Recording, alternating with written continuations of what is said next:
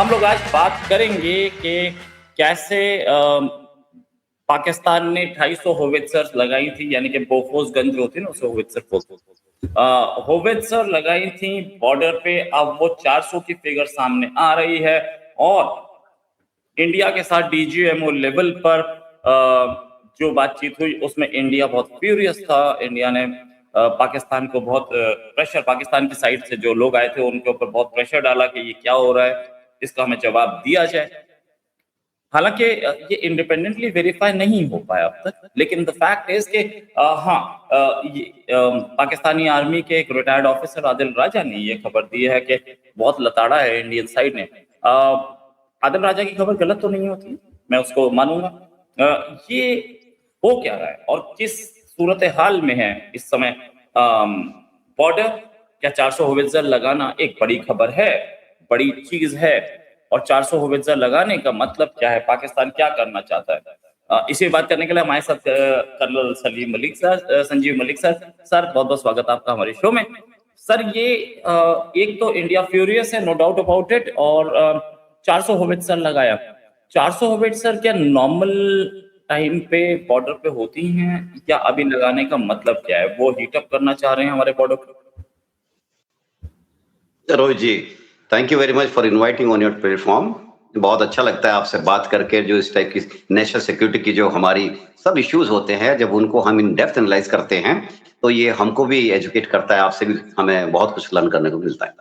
देखिए ये जो टॉपिक है ना, जो वहाँ की एक्स ऑफिसर है आदिल राजा, आदिल राजा की वैसे बातें काफी सही निकलती है, पास्ट में भी निकली है। और जब वो कहते हैं, लेकिन 400 का फिगर मुझे थोड़ा सा प्रैक्टिकल से थोड़ा सा हेवी लगता है।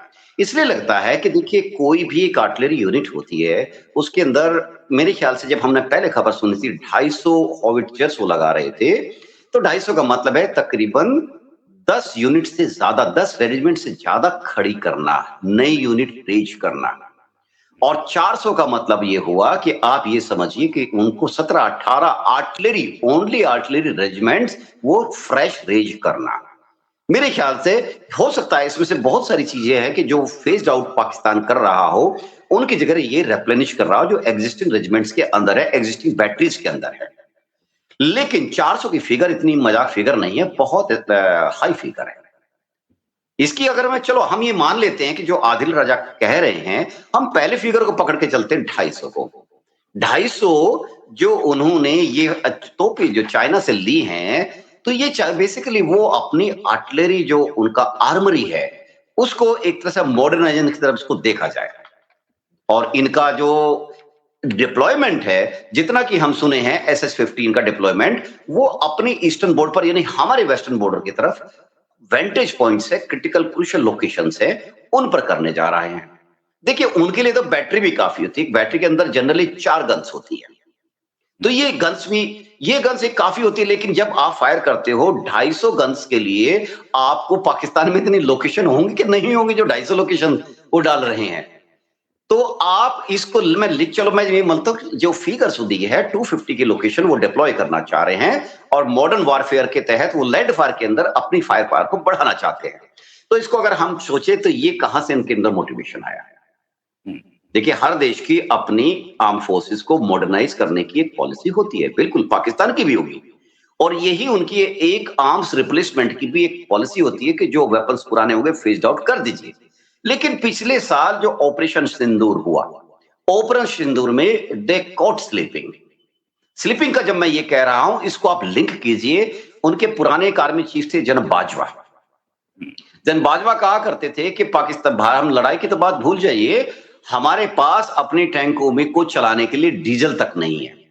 हालांकि ये बात उन्होंने सरकाज़्म में जरूर कही होगी, ऐसा नहीं है कि डीजल नहीं था, बट कहने का मतलब है वो ये कहना चाह रहे थे कि हमारे पास रिक्वायर्ड जो साधन होते हैं, रिसोर्सेज होते हैं किसी युद्ध में जीतने के लिए, वो हमारे पास कम है, बहुत कम है।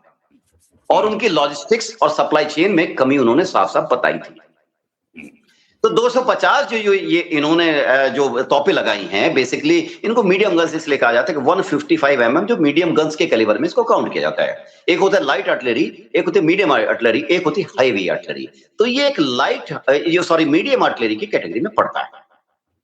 और ये रोहित जी खास इसलिए है कि देखिए चाइना ने वहां की कंपनी है जो उन्होंने बना के ये दी है, तो चाइना ने इसको सबसे वो कहते हैं कि ये मोस्ट मॉडर्न आर्टिलरी का एक बेहतरीन उदाहरण है।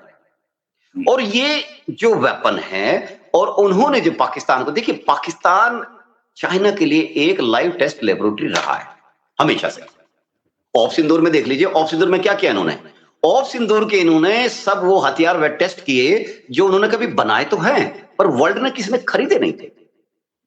जैसे HQ-9 है, उनका एक रडार सिस्टम है, एयर डिफेंस जिसको बोलते हैं। तो उन्होंने ये HQ जो सीरीज बनाई है, 9 भी है, 15 है, 16 है, तो उन्होंने पाकिस्तान को दी कि आप इनको टेस्ट कीजिए, हालांकि दिए हुए पहले थे। और हुआ क्या कि HQ-9 इतने ब्लाइंड हो गए कई केसेस में कि हमारे जो कामिकाजी ड्रोन्स थे जो हमने इजराइल से लिए हुए थे, उन्होंने उनको ऑन द स्पॉट जाके खत्म ही कर दिया, यानी द आइज डिस्ट्रॉयड। तो Pakistan became blind fold in that case. तो ये वहां से जो ये कर रहे हैं कि हमें भारत के खिलाफ, अब चूंकि भारत का एक नया नॉर्म्स है, ये हमारे प्राइम मिनिस्टर साहब ने क्या कहा था कि it's a new norm. Pakistan अपनी बदमाशों से बाज नहीं आने वाला, हरकतों से बाज नहीं आने वाला, डायरेक्ट युद्ध में रोहित जी नहीं आएगा, क्योंकि उसको मालूम है कि वैसे ही उसकी इकोनॉमी शैम्बल्स में है। अगर वो डायरेक्ट आता है तो वो देखा जाए he is bound to lose the entire scenario, और इकोनॉमी जहां है उससे भी मेरे ख्याल से 10% पे रह जानी है। तो ये उसका एक तरीका है कि भारत को लो कॉन्फ्लिक्ट वारफेयर में उलझाए रखो, और जो उसका टेस्टेड है पिछले 30 साल से चल रहा है, मेरे ख्याल से 88 से तो हम देख ही रहे हैं। 89 में मैं कॉलेज में हुआ करता था जब ये कश्मीर में इंसर्जेंसी उन्होंने शुरू की, अपने जो एसेट्स है वहां भेजे, हथियार भेजे, हथियारों के साथ साथ पैसा भेजा, काउंटरफीट करेंसी भेजी, और उसके साथ साथ उनके जो थे ना, जो सिपाही सालार आतंकवादी, उनको भेजा कि जाइए हिंदुस्तान में कत्ले गारत मचाइए। उन्होंने ये किया, तो ये पाकिस्तान को सूट करता है। तो ये हॉविटजर वगैरह जो पोजीशन है, ये बेसिकली उन्होंने डेप्थ में, चूंकि इनकी रेंज दो तरह के अम्युनिकेशन अलग अलग है, नॉर्मल गोला फायर करोगे गोला तो 40 किलोमीटर की मैक्सिमम रेंज है, और गाइडेड एम्युनिशन फायर करोगे तो ये 70 किलोमीटर 70-72 किलोमीटर की बताई जाती है। तो मेरे ख्याल से उन्होंने इसको लाए हैं टेक्टिकल वे में, सो दैट आप डेप्थ एरिया को एंगेज कर सको। जी रोहित सर, एक चीज कि क्या पाकिस्तान चाह रहा है कि इंडिया भी बॉर्डर पर कुछ लगाए ताकि वो अपने लोगों को बता पाए कि देखो यार इंडिया की तरफ से खतरा है, आसिम मुनीर को प्रेसिडेंट बनने दो, ये चाह रहा है, या क्या अपना कश्मीर में जो संभल रही रहा उससे ध्यान हटा रहा है, क्या करता है पाकिस्तान? ये बहुत ही अच्छा सुंदर क्वेश्चन है आपका। इस क्वेश्चन में ना बहुत सारे सब क्वेश्चन छुपे हुए हैं।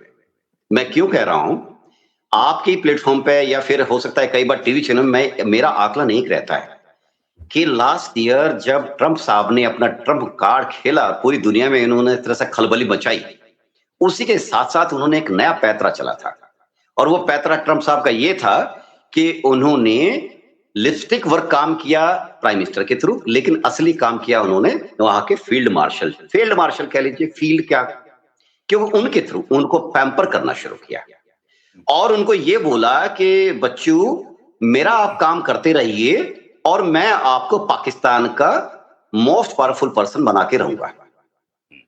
इमरान खान उससे पहले जा चुके थे क्योंकि अमेरिका की बात नहीं मान रहे थे। एक्चुअली क्या होती है, जब जियो पॉलिटिक्स पे ये सारी चीजें जब आप ऊपर से सोचते हैं तो ज्यादा समझ में आती है।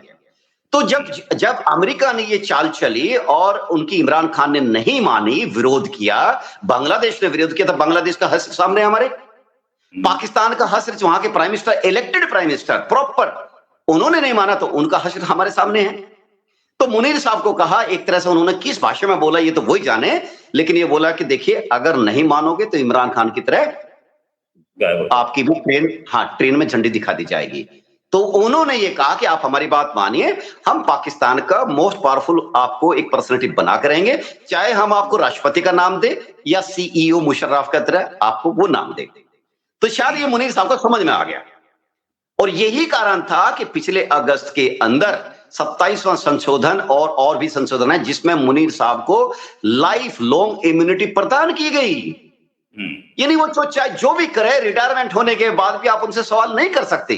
पाकिस्तान की न्यायपालिका उनको नई कटघरे में खड़ी कर सकती है। अब इससे थोड़ा सा और आइए, ये तो मैंने मैक्रो लेवल पे आपसे बात करने की कोशिश करी। माइक्रो लेवल ये है कि पाकिस्तान के अंदर वो अपना हमेशा की तरह से, हर तानाशाह की तरह से अपना एग्जिस्टेंस कैसे सिद्ध करेंगे। सही बात है कि इंटरनल समस्या से ध्यान हटाइए। जितने पीओके के, जितना आपका केपीके, बलोचिस्तान, अफगानिस्तान के साथ जितना ये सारा उनके साथ उपद्रव लोगों ने उनकी नाक में दम किया हुआ है, ध्यान हटाने का मात्र एक ही तरीका है, एंटी इंडिया रेटरिक। भारत के खिलाफ बोलिए और बीच बीच में आके अपना उपदेश देते रहते हैं और यही उसी का पार्ट है। भाषा जरूरी नहीं शब्दों से ही बोली जाए, रोहित जी, भाषा कभी कभी एक्शन से बोली जाती है। जैसे उन्होंने एक नया शगुफा ये किया कि हम 250 मीडियम गन्स क्रूशियल पॉइंट्स पर, क्रूशियल एरियाज पर हम तैनात कर रहे हैं। तो जनता में जब मैसेज जाएगा तो जनता इधर तो कुछ तो पड़ेगी ना, कुछ तो सोचेगी ना। तो ये एक तरह से, यस, आपका बात सही है। जैसे मैंने कहा, आपके क्वेश्चन में छोटे जो क्वेश्चन थे जिनको मैंने कवर करने की कोशिश करी, ये बात सही है, ध्यान भटकाने की बहुत अच्छी चाल होती है उनकी। जी रोहित। अगर सर डीजीएमओ लेवल पे जो बातचीत हुई, जैसे आदिल राजा ने बताया, डीजीएमओ लेवल पे बातचीत हुई है, इंडिया तो कंफर्म नहीं करेगा, ना पाकिस्तान कंफर्म करेगा, राइट? क्योंकि आदिल राजा के अच्छे सोर्सेस हैं और मैं उस सोर्सेस पे ही जाता हूँ। हालांकि क्या सोर्सेस है मुझे नहीं पता है। अगर ऐसा है तो डीजीएमओ लेवल बातचीत में कुछ बोला गया होगा, उसके बाद पाकिस्तान को समझ में आया होगा कि इंडिया इज फ्यूरियस, तो इंडिया इसको कैसे रिएक्ट कर सकता है? देखिए, रिएक्ट करने का सबसे अच्छा तरीका होता है कि अपनी तैयारी को, वॉर प्रिपेयर्डनेस को हमेशा रेडी रखिए। और भारत की डिफेंस फोर्सेस, भारत के जो टॉप ब्रास हैं, थिंक टैंक हैं, वे इस काम पे 24 घंटे ऑन ड्यूटी रहते हैं। हमें कोई जरूरत नहीं उनको धमकी देने की या उनको करने की। हाँ, दुश्मन को हल्का ना लेना पहली बात, और दुश्मन के थ्रेट असेसमेंट को लगातार एसेस करते रहना, ये एक अच्छे रणनीतिकार का होता है। हमारी सेनाएं इसमें दक्ष हैं, एक्सपर्ट है। उनको मालूम है हमारे पास कितने सैटेलाइट्स हैं आज की डेट में। देखिएगा, पाकिस्तान ने मुश्किल से 1-2 सैटेलाइट छोड़ा है, वो भी चीन की मदद से, चीन के सैटेलाइट पर अपना लेबल चिपका के, सो दैट मैं भी कह सकूं कि मैं भी सैटेलाइट की दुनिया में आया हूं। हमारे पास आकाश में कितनी कितनी आंखें हैं जो उनको देख रही है। हमारे पास उनकी, देखा जाए आज की टेक्नोलॉजी की दुनिया में, हमारी जो आकाशमयी आंखें हैं वो पाकिस्तान के इवन छोटी छोटी बातों की भी खबर रख रही हैं। उनके मूवमेंट कहां हो रहे हैं, कहां कहां नए खंदक बन रहे हैं, नए बंकर्स कहां आ रहे हैं, डिफेंस लाइन कहां खोदी जा रही है, कहां पे उनकी मशीनरी एम्प्लॉयड है, ये सब हमारे पास आज की डेट में है। एक वक्त था जब जो कि फाइटर से या एरोप्लेन को हवाई जहाज में उड़ा के एयर फोटो कलेक्ट किए जाते थे, उनका मिलान किया जाता था, वो दिन गए। अब तो लाइव फीड है, लाइव इंटेलिजेंस है, लाइव इंफॉर्मेशन है। जी रोहित सर, एक चीज, लाइव फीड है, हमारे पास सारी इंफॉर्मेशन है, नो डाउट अबाउट इट, तो हम इंफॉर्मेशन उन्हें दे भी रहे होंगे कि यार ये देख ले जरा एक बार क्या करना है इसमें। एक चीज कि डीजीएमओ लेवल पे बातचीत हुई है अगर, तो डीजीएमओ साहब ने कुछ तो बोला ही होगा, ठीक है, धमकी भी दी होगी कि ये सब ठीक नहीं है, समझ जाओ। डीजीएमओ लेवल टॉक्स जो होती हैं कितनी इफेक्टिव होती हैं? क्या पाकिस्तान जनरली उस पर रिस्पॉन्ड करता है? रोहित जी, देखिए, डीजीएमओ लेवल बहुत ऊंचा लेवल होता है डिफेंस फोर्सेस की हायरार्की में। आपका इसका मैं अंदाजा आप भी जानते हैं, पर फिर मैं भी, चूंकि दर्शक हमारे देख रहे हैं, याद दिलाने के लिए मैं उसको दोहरा देता हूं। ऑप सिंदूर के दौरान जब पाकिस्तान के अंदर ऐसी मार पड़ी तो डीजीएमओ, उनके डीजीएमओ हमारे डीजीएमओ को कांटेक्ट करने की बार बार कोशिश की। ये बात अलग है कि हमारे डीजीएमओ ने उनको भाव नहीं दिया इनिशियली, बट हालांकि नाजुकता को समझते हुए चीजों को परसीव किया, कम्युनिकेशन को एक्सेप्ट किया।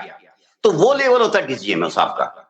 डीजीएमओ एक लेफ्टिनेंट जनरल रैंक के अधिकारी होते हैं, हमारे तरफ से हम जानते हैं कौन है हमारे अधिकारी, लेकिन छोटे लेवल पे डीजीएमओज नहीं आते। बट हाँ, as a protocol DGMO level की हॉटलाइन एस्टेब्लिश होती हैं, और वो तब होती है कि जब, ताकि कोई भूल से या एक दूसरे की गफलत में या किसी ऐसी गलतफहमी से कोई ऐसा एक्शन शुरू ना हो जाए उसको क्लैरिटी के लिए या बड़े लेवल पर छोटी-छोटी बातों के लिए डीजीएमओ साहब नहीं, ये मुझे नहीं लगता कि ऐसे कोई छोटी-छोटी बातों को डिस्कस करेंगे क्योंकि भारत को या हम लोग अपने सामरिक हथियार या हथियार कहाँ डिप्लॉय करना ये हमारी पॉलिसी का हिस्सा है। हमारी डिफेंस या अटैक पॉलिसी का हिस्सा होता है कि हम अपने क्रिटिकल एसेट्स को कहां पे डिप्लॉय करें, कहां नहीं करें। तो मुझे लगता है कि इस पे ज्यादा मेरे ख्याल से क्लैरिटी और चाहिए, अगर उनके पास कोई इंफॉर्मेशन है वे शेयर कर सकें। अदर डीजीएम लेवल पे मुझे नहीं लगता छोटी-छोटी बात डिस्कस होती होंगी। हाँ, कभी-कभी एक्सरसाइज जो बड़े लेवल पे होती है, नेशनल लेवल पे होती है, उनकी जो जानकारी है वो साझा की जाती है कि we are not moving for any offensive posture, we are going only for training और exercise purpose, something like that. जी ओके, रोहित। तो एक्सरसाइज पर्पस से जो होता है वो भी हम उन्हें बताते हैं। अच्छा, अब जी। ये खबर आ ही गई है कि बॉर्डर पे होवित्जर्स लगाई जा रही हैं कहीं कहीं ध्यान बटाने के लिए। तो ये एग्रेसिव पोस्चर नहीं है, ये एग्रेसिव पोस्चर है।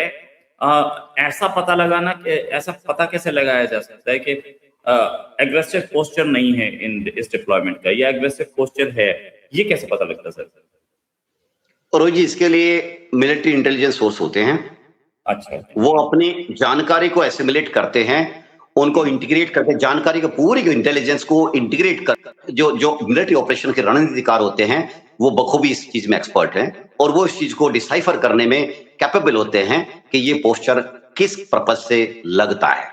जी, तो इस पे हम अंदर की बातें ना जाएं क्योंकि अंदर की बातें फिर वो मिलिट्री के ऑपरेशन के अंदर हो जाती है। जी। नहीं, नहीं, बट ठीक है, मतलब इतना ही बहुत है कि मतलब इंटेलिजेंस करती है और ऊपर से सैटेलाइट सर्वेलेंस करती है। जी, जी, जी, बहुत तरह के इंटेलिजेंस गैदरिंग सिर्फ एक सैटेलाइट से या ह्यूमन ही नहीं है, बहुत तरह की इंटेलिजेंस होती हैं और वो आप समझते हैं इतना सारा इस एरिया को इतनी डेप्थ तक आप जानते हो, इंटेलिजेंस की मल्टीपल सोर्स से होती है, उन सब इंटेलिजेंस को एक तरह से एमलगमेशन करके उससे कंक्लूजन्स ड्रॉ होते हैं।